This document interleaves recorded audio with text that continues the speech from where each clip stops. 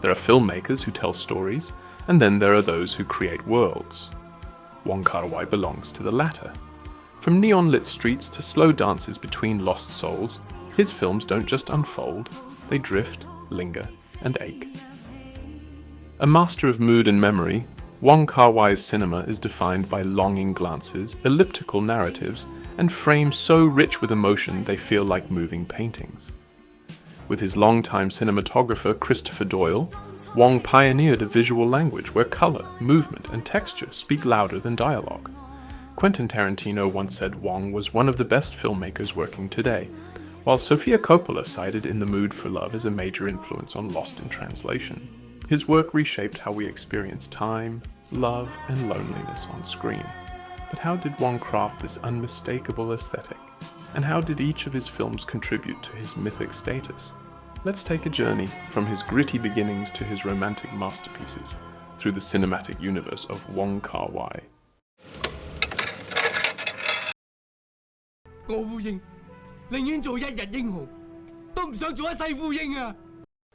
Wong Kar-wai's debut feature, As Tears Go By, introduced a new voice in Hong Kong cinema.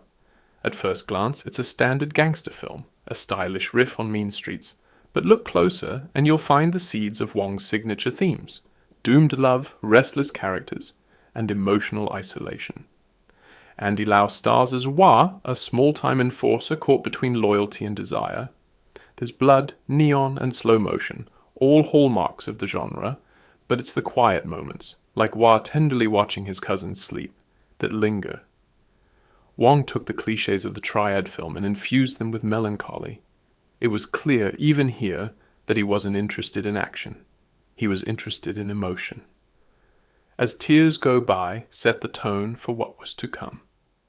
From here, Wong would begin to pull further away from genre and deeper into memory and mood. Days of Being Wild was a turning point.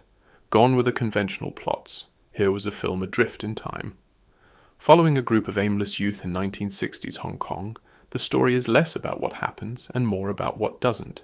Missed connections, unspoken love, and the search for identity. Wong assembles a dream cast: Leslie Cheung, Maggie Cheung, Andy Lau, Tony Leung, and gives each character space to wander through their heartbreak. The cinematography, now with Doyle's imprint, becomes hazy, reflective. Clocks, rain, mirrors, these become recurring motifs. The film ends with Tony Leung's mysterious appearance, setting up a sequel that never came, or at least not in the way we expected. Because 5 years later, Chungking Express would take those fragments of longing and turn them into something electric.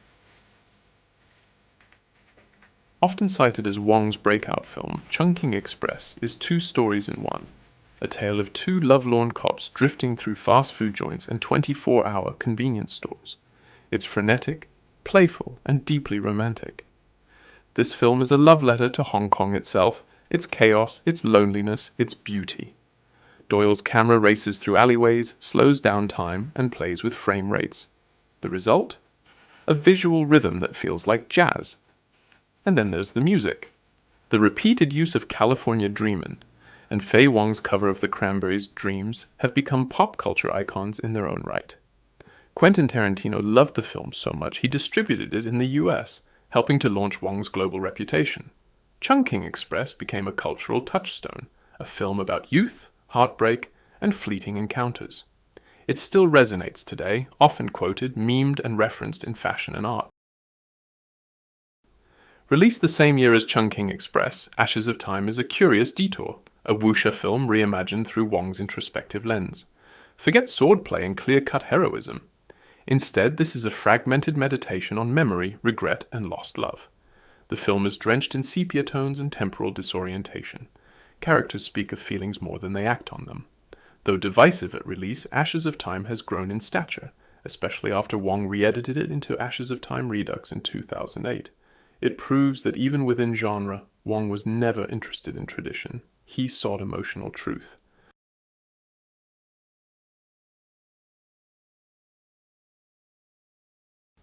If Chungking Express is a dreamy love letter, Fallen Angels is its noir-tinted punk rock sibling. Set in the same universe, it dives deeper into the alienation of city life. The camera becomes even more distorted, claustrophobic. Wide-angle lenses warp faces and spaces. The visuals are surreal, almost hallucinatory. Leon Lai's hitman and Takeshi Kanashiro's mute drifter are characters forever moving, never connecting. The film's sensuality and moodiness inspired a wave of imitators. For many, Fallen Angels is Wong's most stylish film, a visual feast that captures the late-night pulse of Hong Kong. With Happy Together, Wong turned his gaze to Argentina, the story of a turbulent relationship between two men, played by Tony Leung and Leslie Cheung, marked one of the boldest portrayals of queer love in Asian cinema. Shot with emotional rawness, the film is disjointed and fragmented, much like the relationship it portrays. The cinematography shifts from monochrome to color, echoing the instability of love. Winning Best Director at Cannes, Happy Together cemented Wong as an auteur on the world stage. It's a film about longing for home, whether it's a person or a place, and the heartbreak of not finding it. In the Mood for Love is not just Wong's most beloved film, it's one of the greatest cinematic achievements of the 21st century. Tony Leung and Maggie Cheung play neighbors in 1960s Hong Kong who suspect their spouses of infidelity. In response, they form their own quiet bond, but refuse to act on it. Every frame is a painting, every movement a dance, the Qipao dresses, the slow-motion shots, the Nat King Cole soundtrack. It's all immaculate, and beneath that beauty, a profound sadness. Wong once said the film was about the spaces between people. In the Mood for Love has left an indelible mark on global cinema, referenced in music videos, fashion campaigns, and countless other films. Its influence is everywhere. It's not just a movie, it's a mood.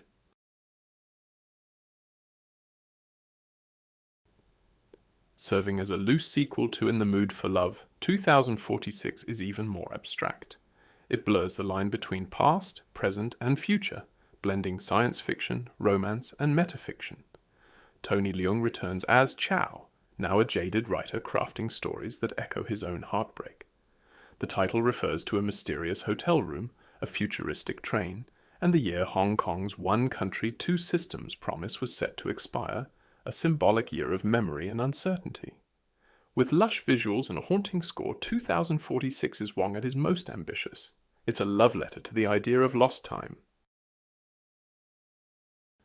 Wong's first English-language film, My Blueberry Nights, took his sensibility to America. Starring Norah Jones, Jude Law, and Natalie Portman, it explores familiar themes, drifting lovers, urban melancholy, but in a different cultural context.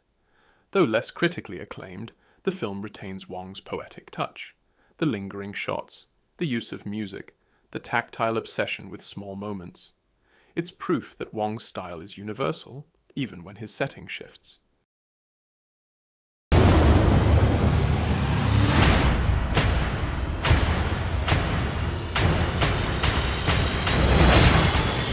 With the Grandmaster, Wong turned to the biopic, but of course in his own way.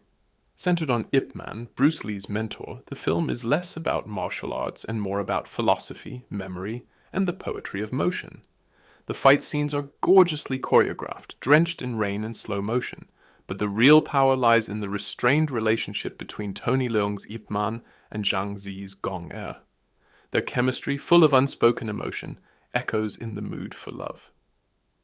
The film was nominated for 2 Oscars and proved that even within genre, Wong's romanticism remains untouchable.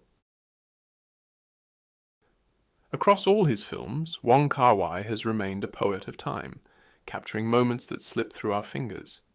His characters may live in the past, but his art feels timeless.